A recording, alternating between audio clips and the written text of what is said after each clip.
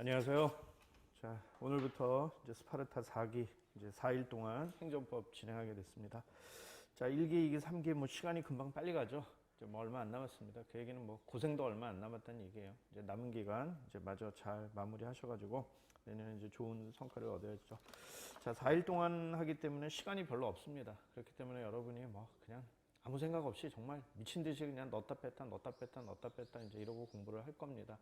어쩔 수 없는 시기니까 그냥 참으시고 그냥 눈에 보이는 대로 계속 머릿속에다가 열심히 이제 넣도록 하시기 바랍니다.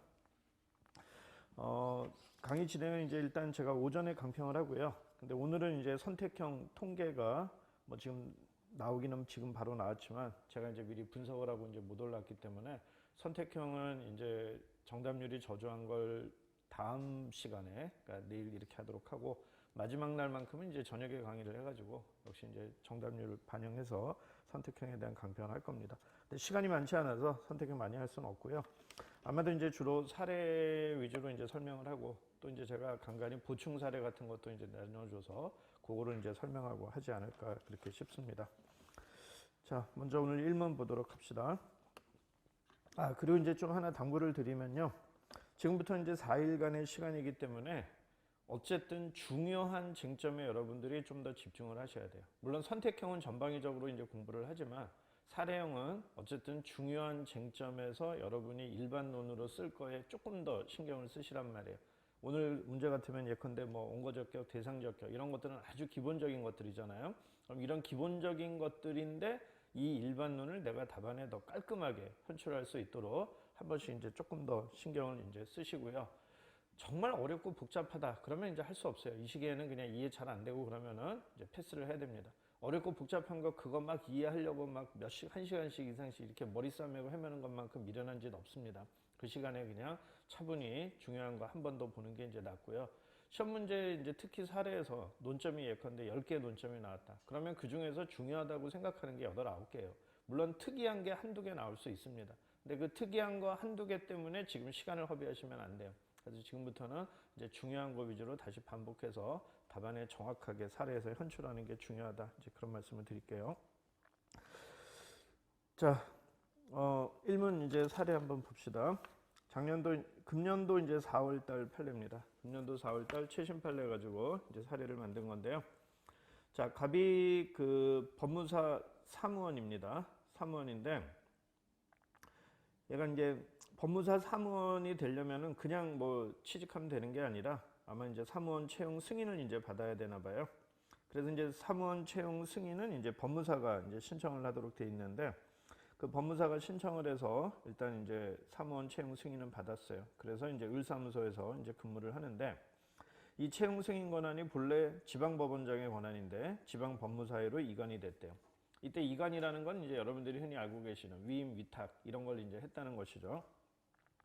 자, 갑은 법무사 을사무소의 사무원으로 이제 채용되기 이전에 이제 다른 법무사 사무실에서 이제 근무를 했는데 그때 뭐 부당한 사건 유치 같은 것들을 이제 했나 봐요. 그래서 이제 그게 그 뒤늦게 이제 발견이 돼가지고 법무사 사무원 징계위원회에서 그 A 지방 법무사의 그 사무원 징계 규정이라는 이런 규정이 있는데 여기에 징계 사유에 해당한다는 이유로 종사정지 3개월의 징계 처분을 이제 했대요. 그리고 이제 2014년 3월 31일 이제 갑에게 이제 통지를 했다라고 이제 나와 있습니다. 자, 통지라는 말이 사례에서 나오면 그 통지의 의미도 다양하단 말이에요. 통지가 기본적으로 통지 자체가 처분일 때가 있죠. 어떨 때가 그렇죠? 준법률행위적 행정행위로서 통지에 해당될 때는 통지 자체가 처분입니다.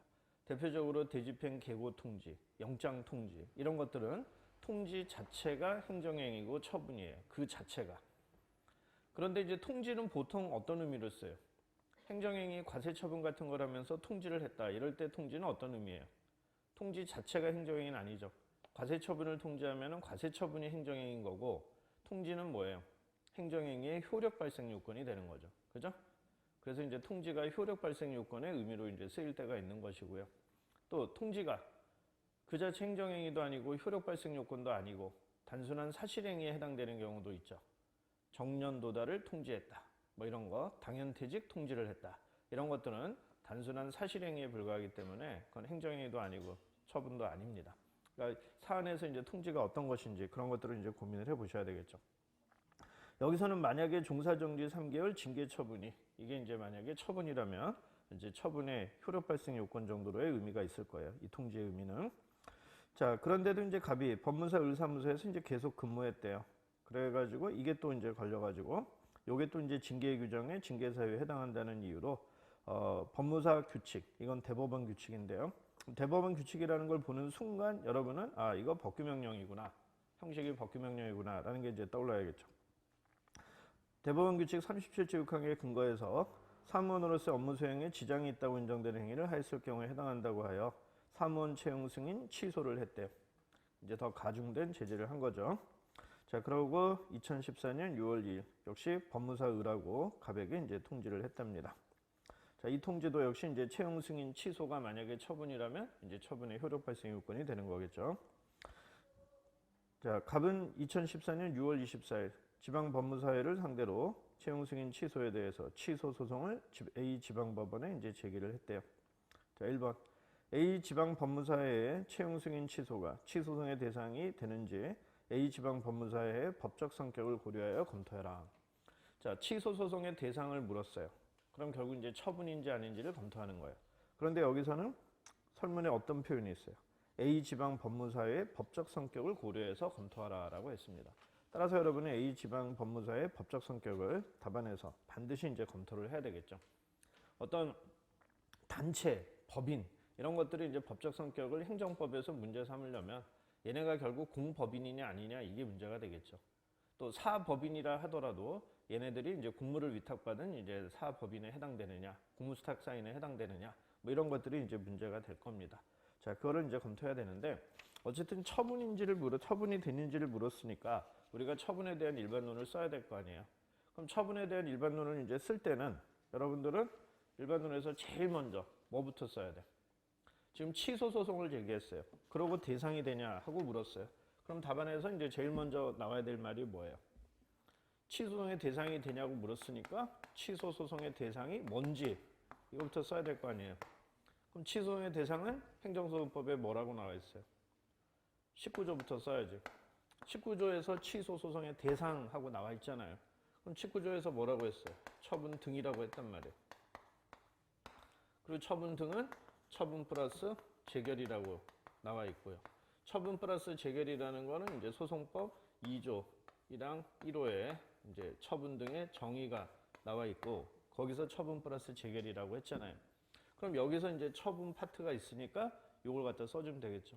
그러니까 기본적으로 19조하고 2조 1항 1호 이걸 반드시 이제 답안에서 이제 조문을 가지고 인용을 해 주셔야죠. 이거는 제가 예전에 뭐 1기 때부터 이제 말씀을 드리기는 했는데 아직도 이게 습관이 안 돼가지고 19조부터 이제 들어가는 게 습관이 안 된 분들이 있습니다. 어쨌든 대상을 물으면 반드시 이제 19조하고 2조 1항 1호 요걸 가지고 이제 먼저 쓰세요. 그럼 답안 몇 줄이라도 채우는 거 아니에요. 그죠? 그 다음에 이제 여유가 되시면은 이제 처분 개념을 여러분이 이제 분석을 해주시고 여유가 없다 하더라도 최소한 거기에 해설에 그 취소송의 대상 파트 세 번째 문단에 나와 있는 판례 문구 있잖아요.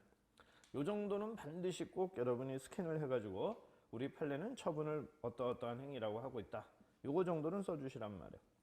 그리고 마지막 문단에 나와 있는 이제 한편 판례는 해놓고 처분을 이제 판단할 때 이제 고려하는 그런 기준 같은 것들을 소개를 하고 있는데 그것까지 이제 여유가 되면은 우리 판례는 이제 처분을 이런 기준에 의해서 이제 또 판단을 하고 있다. 이렇게까지 이제 써주시면 됩니다.